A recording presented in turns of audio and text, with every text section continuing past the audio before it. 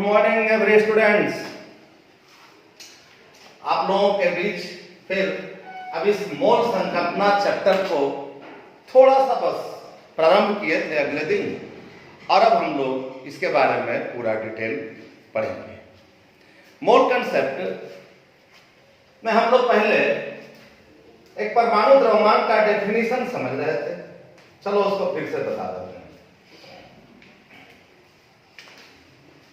परमाणु द्रव्यमान क्या है, एटॉमिक मास क्या है, डिफरेंट एलिमेंट का एटॉमिक मास ऐसे हम लोग अगले दिन एक टेबल में लिख करके याद रखे हैं, और अब उसका डेफिनेशन क्या होगा।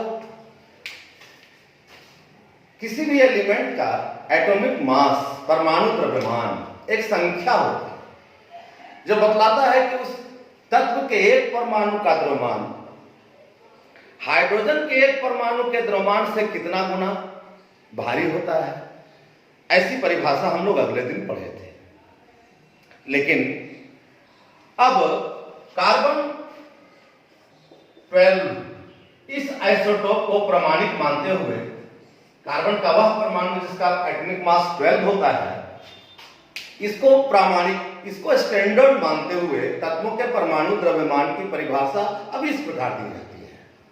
ध्यान दें, इसके आधार पर कहा जाता है कि किसी तत्व का परमाणु द्रव्यमान एक संख्या है जो बतलाता है कि उस तत्व के एक परमाणु का द्रव्यमान कार्बन 12 आइसोटोप के एक परमाणु के द्रव्यमान के 12वें भाग से कितना गुना भारी होता है।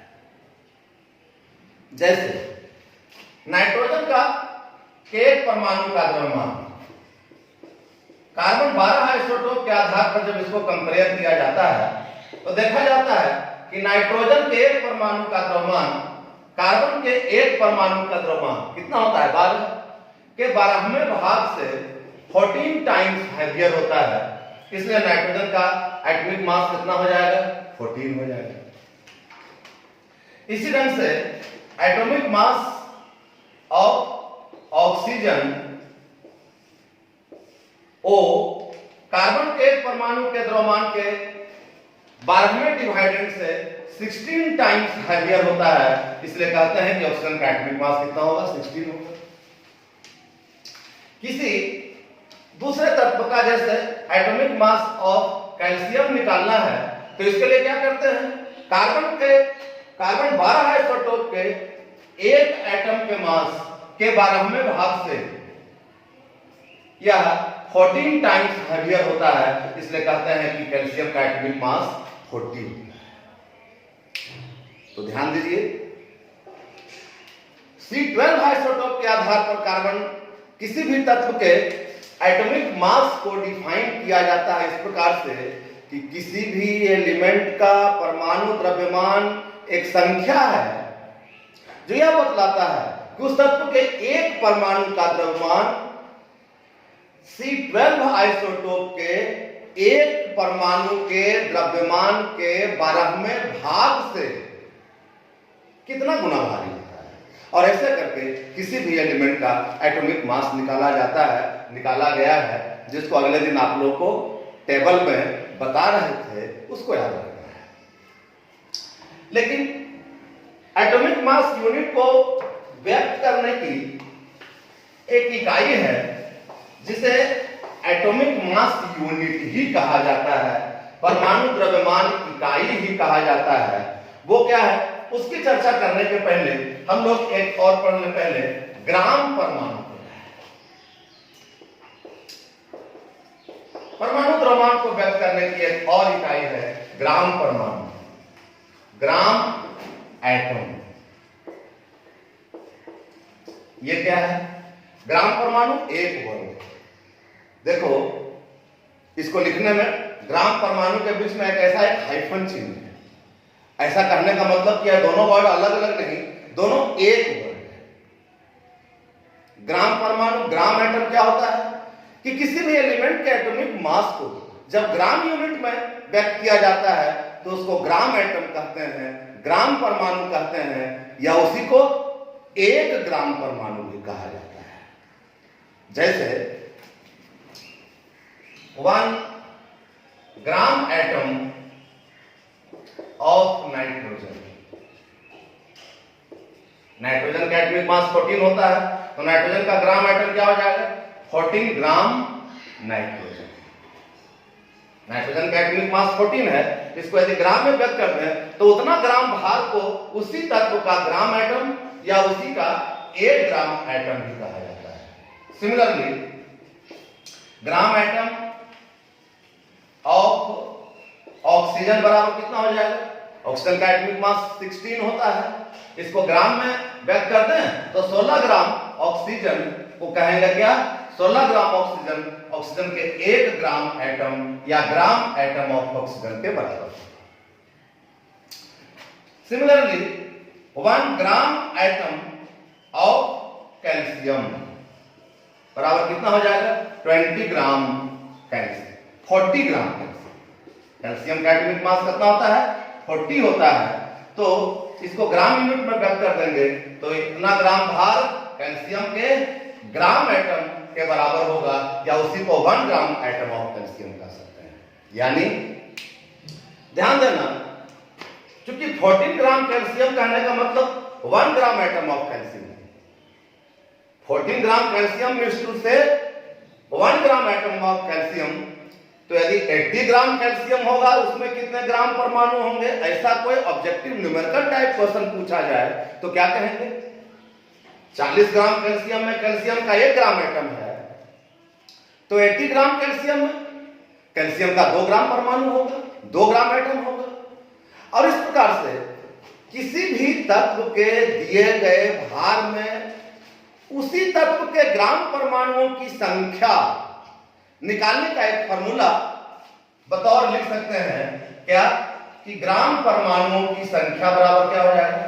नंबर ऑफ ग्राम एटम, ग्राम परमाणुओं की संख्या, नंबर ऑफ ग्राम एटम बराबर हो जाएगा तत्व का दिया गया भार, weight of element in gram unit divide by gram atom of element, gram atom of element. या इसको ऐसे लिख सकते हैं एटॉमिक वेट, एटॉमिक मास इन ग्राम यूनिट, एटॉमिक मास इन ग्राम यूनिट। तो इस तरह से ग्राम परमाणुओं की संख्या, नंबर ऑफ ग्राम एटम्स का एक फॉर्मूला याद रखना चाहिए, तत्व का दिया गया भार ग्राम में बटा तत्व का ग्राम परमाणु। फॉर एग्जाम्पल एक एग्जाम्पल ले लो, जैसे 80 ग्राम कैल्शियम में इसके ग्राम परमाणुओं की संख्या, इसके ग्राम परमाणुओं की संख्या बराबर क्या हो जाएगा? दिया गया भार है इसका 80 ग्राम, और कैल्शियम का ग्राम परमाणु कितना होता है? 40 ग्राम। कैल्शियम को कैल्शियम का ग्राम एटम कहते हैं, तो 80 ग्राम बाई 40 ग्राम बराबर कितना हो जाएगा? 2 हो जाएगा। तो 80 ग्राम कैल्शियम में इसका ग्राम एटम्स की संख्या 2 हो। इसी प्रकार से और कोई उदाहरण जैसे देख सकते हैं कि यदि कहा जाए 46 ग्राम या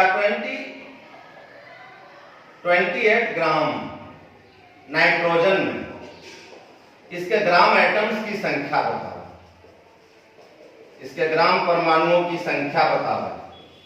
तो 28 ग्राम नाइट्रोजन में इसके ग्राम परमाणुओं की संख्या बराबर तत्व का दिया गया भार ग्राम में कितना है? 28 ग्राम।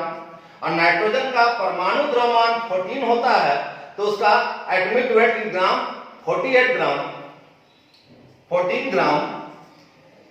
नाइट्रोजन का दिया गया भार है 28 ग्राम और नाइट्रोजन का ग्राम एटम होता है 14 ग्राम। तो दिया गया भार बटा ग्राम एटम, दिया गया भार ग्राम में बटा तत्व का ग्राम परमाणु, 28 बाई 14 बराबर कितना हो जाएगा? 2। तो 28 ग्राम में नाइट्रोजन के ग्राम परमाणुओं की संख्या निकाल सकते हैं किसी भी तत्व के दिए गए भार में। उसके ग्राम परमाणुओं की संख्या बराबर तत्व का दिया गया भार ग्राम में बटा तत्व का ग्राम परमाणु होता है। और इसको याद रखो तो ऐसा छोटा छोटा न्यूमेरिकल्स रहता है, इसको बना सकते हैं। ध्यान रखना बच्चों, मोल कंसेप्ट का जितना भी डिफिनेशन पढ़ रहे हो, सभी डिफिनेशन में जो बात पढ़ रहे हो उसी के आधार पर छोटे छोटे न्यूमेरिकल प्रॉब्लम्स बनाने को रहते हैं एग्जाम्स में। Not only in your Bihar board exam और CBSE board exam, also this type of question may be asked in IIT exams or any competitive exams also. So इस बात में बहुत दम नहीं, बहुत हल्की हल्की बातें हैं, लेकिन हर डिफिनेशन को याद रखकर आप इसका प्रॉब्लम को आसानी से सॉल्व कर सकते हैं। डिफिनेशन के आधार पर ही ग्राम परमाणुओं की संख्या निकालने का ऐसा एक फॉर्मूला बताया है, इसको याद रखो और इस टाइप का न्यूमेरिकल बनाते चल सकते हो। आगे फिर देखें,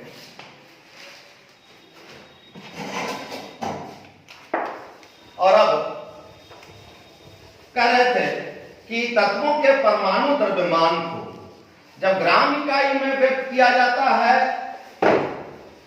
तो उतना ग्राम भार को उस तत्व का ग्राम परमाणु या 1 ग्राम परमाणु कहा जाता है। लेकिन जो तत्वों के परमाणु द्रव्यमान दिए हुए हैं, जो एक संख्या है, वह एटॉमिक मास यूनिट में है, परमाणु द्रव्यमान इकाई में है। यह परमाणु द्रव्यमान इकाई क्या है इसको समझो। परमाणु द्रव्यमान इकाई अंग्रेजी में लिखते हैं इसको एटॉमिक मास यूनिट, और संक्षेप में इसी को AMU कहा जाता है। लेकिन ध्यान देना, स्मॉल AMU केमिस्ट्री में जितना भी एब्रिविएशन वर्ड है, जिस तरह से उसको इंडिकेट कर रहे हैं, इस पर भी ध्यान रखना है। यह स्मॉल AMU है, कैपिटल AMU हो जाएगा तो उसका दूसरा में नहीं हो जाएगा, वो कैपिटल AMU हो जाएगा तो अलीगढ़ मुस्लिम यूनिवर्सिटी हो जाएगा। इसलिए यह ध्यान रखना है, एटॉमिक मास यूनिट को संक्षेप में AMU कहते हैं, बट इसका इंडिकेशन स्मॉल लेटर में किया जाता है। यह एटॉमिक मास यूनिट क्या है? किसी भी तत्व के परमाणु द्रव्यमान को प्रायः इसी इकाई में व्यक्त किया जाता है, एटॉमिक मास यूनिट में व्यक्त किया जाता है, जिसे संक्षेप में AMU कहा जाता है। अब इसकी परिभाषा क्या है, इस पर ध्यान। अभी हम लोग जान रहे थे कि तत्वों के परमाणु द्रव्यमान को C12 आइसोटोप के आधार पर इसी से कंपेयर करके तत्वों के परमाणु द्रव्यमान की परिभाषा दी जाती है, और इसी C12 आइसोटोप के आधार पर ही परमाणु द्रव्यमान इकाई को भी परिभाषित किया गया है। क्या है परमाणु द्रव्यमान इकाई? ध्यान देना, C12 आइसोटोप के एक परमाणु के द्रव्यमान के 12वें भाग को, 12th डिवाइडेंड को, उस तत्व का परमाणु द्रव्यमान इकाई कहा जाता है। ध्यान देना फिर से, परमाणु द्रव्यमान इकाई की परिभाषा, C12 आइसोटोप के एक परमाणु के द्रव्यमान के 12वें भाग को AMU एटॉमिक मास यूनिट कहा जाता है। कार्बन का ऐसे एटॉमिक मास कितना होता है? 12 AMU, और इसमें 12 से भाग कर देंगे तो ये खाली क्या बचेगा? AMU बचेगा, और यही इसका डिफिनीशन है। तो फिर से सुन लो, डिफिनीशन को याद रखने का यह ट्रिक कैसे बताया है। अब इसी के आधार पर इसकी परिभाषा कैसे देंगे?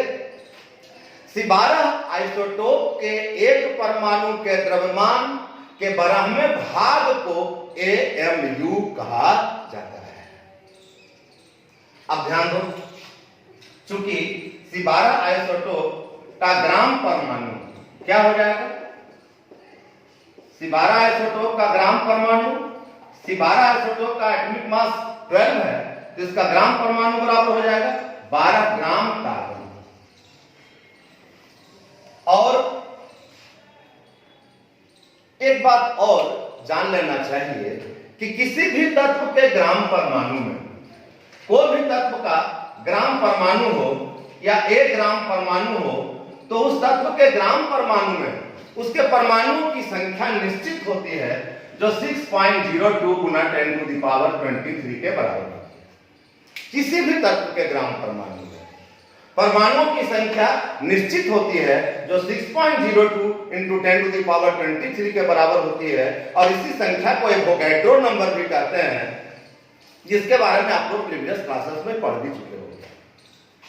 तो ग्राम परमाणु, कार्बन आइसोटोप का ग्राम परमाणु बराबर 12 ग्राम है, या ऐसे भी लिख सकते हैं कि C12 आइसोटोप का ग्राम परमाणु में कितना परमाणु होते हैं, 6.02 into 10 to the power 23 atoms होते हैं।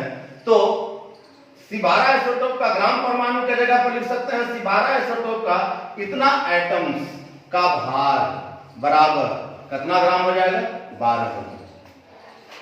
और C12 आइसोटोप के एक एटम का भार बराबर कितना हो जाएगा, 12 बटा कितना, 12 बटा 6.02 गुना 10 टू द पावर 23 ग्राम।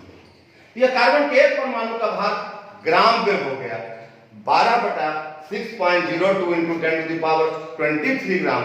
लेकिन एटॉमिक मास यूनिट बराबर क्या होता है, अभी पढ़े हैं परिभाषा।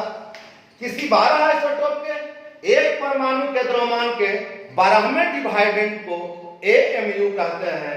तो C12 आइसोटोप के एक परमाणु का द्रव्यमान इतना है, तो एटॉमिक मास यूनिट बराबर क्या हो जाएगा, इसका 12वां भाग 1/12 into 12/6.02 into 10 to the power 23 gram बराबर कितना हो जाएगा, 1/6.02 बराबर हो जाएगा 0.166 इंटू 10 टू द पावर 23, ऊपर जाके हो जाएगा -23 ग्राम।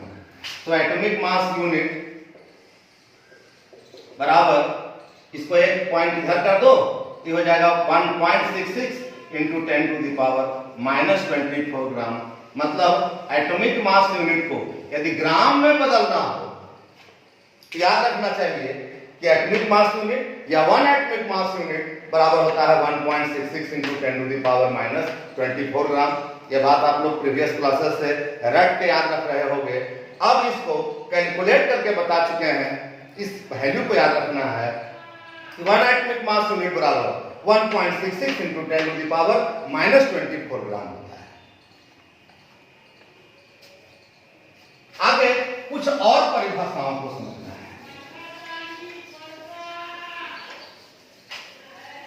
एक दो लेक्चर में हम समझते हैं कि इसमें संबंधित जितने भी थ्योरेटिकल कंसेप्ट है मोल कंसेप्ट के, उसको आप गेट बाय गेट कर सकते हो। जैसे अब एक देखो, आणविक द्रव्यमान से आप क्या समझते हैं, बट इन मॉलिक्यूलर मास, आणविक द्रव्यमान, मॉलिक्यूलर मास या मॉलिक्यूलर वेट, ध्यान देना, किसी भी तत्व, किसी भी पदार्थ का आणविक द्रव्यमान, जैसे परमाणु द्रव्यमान के बारे में पढ़ चुके हो, आणविक द्रव्यमान के बारे में भी जान लेना चाहिए। अणु के बारे में जानते हो कि परमाणुओं के मेल से अणुओं का निर्माण हुआ है। किसी भी पदार्थ के एक अणु में जितने भी तत्व के परमाणु उपस्थित हो, उन सभी परमाणु के भारों को जोड़ दें तो उस अणु का भार निकल जाएगा। जैसे ये कलम है, सपोज ये 2 पार्ट से मिलकर बना है, इस पूरे कलम का भार निकालना है। हमको पूरे कलम का भार पता नहीं है, लेकिन इसका भार पता है और इसका भार पता है, दोनों के भारों को जोड़ देंगे तो इस पूरे कलम का भार प्राप्त हो जाएगा। इसी प्रकार से किसी एक अणु में जितने परमाणु उपस्थित रहते हैं, उन सभी परमाणु के भारों के जोगफल को ही उस पदार्थ का अनुभार कहा जाता है। और यही अनुभार की परिभाषा है कि किसी पदार्थ का अनुभार उसके एक परमाणु में उपस्थित तत्वों के परमाणु भारों के योगफल के बराबर होता है।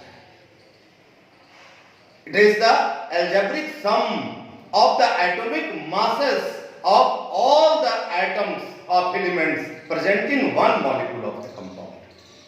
For example, you have to know CO2 का अनुभाग क्या होगा. आणविक द्रव्यमान को ही अनुभाग कहते हैं. CO2 का अनुभाग क्या होगा? इसके एक अणु में कार्बन का एक परमाणु है जिसका एटॉमिक मास होता है 12. ऑक्सीजन का एटॉमिक मास 16 होता है. एक एटम का मास 16 है. दो एटम का मास हो जाएगा 16 इंटू 2 बराबर 12 प्लस 32 बराबर 44. क्या 44 एटॉमिक मास यूनिट होगा. क्योंकि यह सब जो एटॉमिक वेट है AMU में व्यक्त किया जाता है, तो अनुभाग क्या हो जाएगा? AMU में होगा. इसी प्रकार से मिथेनॉल CH3OH, मिथेनॉल का फॉर्मूला होता है CH3OH, और इसका यदि अनुभाग निकालना हो तो आप निकाल सकते हैं. इसका मॉलिक्यूलर वेट सभी परमाणु के भारों को जोड़ दो. कार्बन का 12 1 इंटू 3 ऑक्सीजन का 16 प्लस हाइड्रोजन का 1, कितना हो जाएगा? 32 एटॉमिक मास यूनिट. ये मिथेनॉल का एटॉमिक मास है. इसी ढंग से यदि nitrogen gas N2 gas, nitrogen gas का मॉलिक्यूलर फॉर्मूला होता है N2 गैस का यदि अनुभाग निकालना हो तो क्या हो जाएगा? नाइट्रोजन के एक अणु में इसका 2 एटम है तो 14 गुना 2 28 एटॉमिक मास यूनिट. इस प्रकार से आप किसी भी कंपाउंड का मॉलिक्यूलर वेट निकाल सकते हैं. अनुभाग का परिभाषा इस प्रकार से याद रखना है. और यदि अनुभाग समझ गए हैं तो ग्राम अणु का एक परिभाषा भी आप लोगों को याद रखना चाहिए. ध्यान देना. ग्राम अणु, ग्राम मॉलिक्यूल क्या है? जैसे ग्राम एटम होते हैं उसी ढंग से ग्राम मॉलिक्यूल होते हैं. ग्राम अणु को ही एक ग्राम अणु भी कहा जाता है. किसी पदार्थ के अनुभाग को जब ग्राम इकाई में व्यक्त किया जाता है तो उसे ग्राम अणु या उसी को एक ग्राम अणु भी कहा जाता है. 1 ग्राम मॉलिक्यूल भी कहा जाता है. फॉर एग्जाम्पल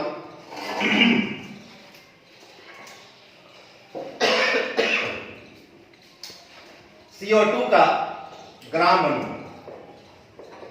निकालना है. ग्राम अणु को ही एक ग्राम अणु भी कहते हैं. तो CO2 का अनुभाग 12 25 44, तो इसका ग्राम अणु हो जाएगा 44 ग्राम CO2.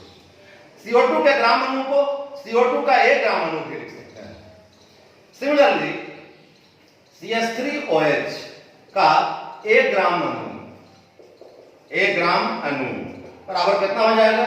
इसका मॉलिक्यूलर वेट अभी निकाले हैं, क्या रहा है 32, तो हो जाएगा 32 ग्राम CH3OH बराबर क्या हो जाएगा? CH3OH का एक ग्राम अणु, एक ग्राम अणु.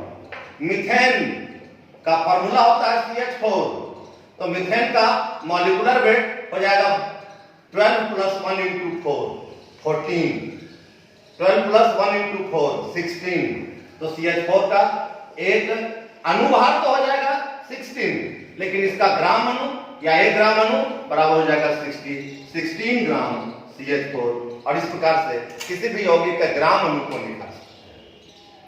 अब यदि ध्यान देना कि 44 ग्राम CO2 का मतलब CO2 का एक ग्राम अणु, तो 88 ग्राम CO2 का मतलब 2 ग्राम मॉलिक्यूल ऑफ CO2 हो जाएगा.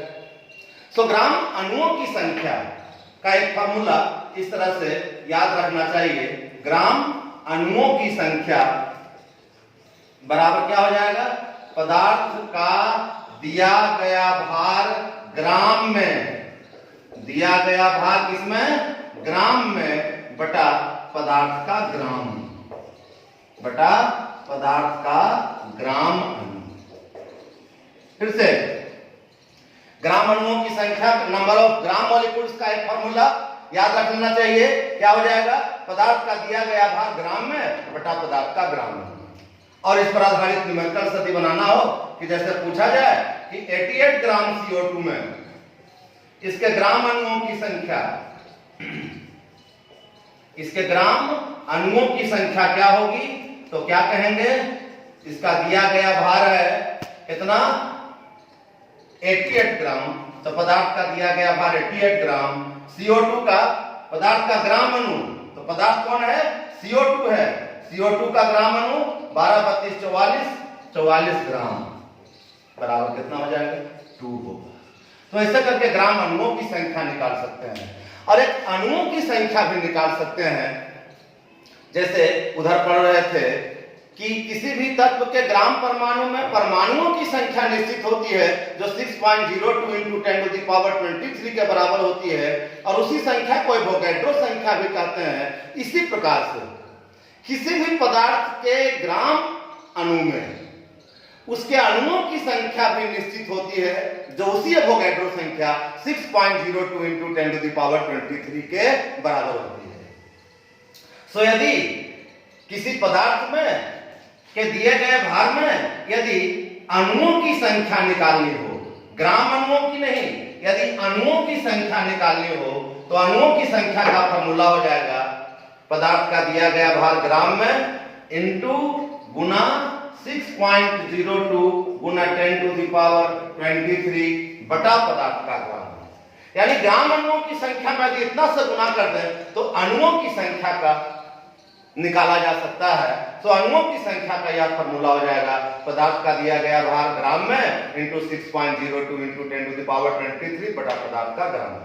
जैसे यदि 88 ग्राम CO2 में इसके ग्राम अणुओं की संख्या नहीं, इसके अणुओं की संख्या निकालना होगा तो इतना बराबर हो जाएगा पदार्थ का दिया गया भार ग्राम में 88 ग्राम गुना 6.02 × 10⁻23 बटा। तो कट के आ जाएगा कितना? 2 और 2 में इतना से गुना कर दोगे तो बराबर हो जाएगा 2 × 6.02 × 10⁻23। यह अणुओं की संख्या निकल जाएगा।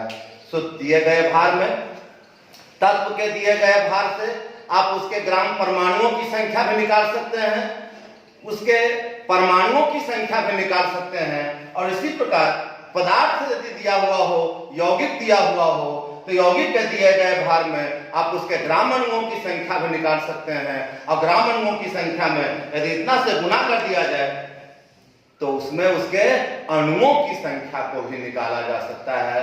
तो ध्यान देना है, ग्राम अणु और अणु अलग अलग दो चीज है। ग्राम परमाणु और परमाणु दो अलग अलग चीज है।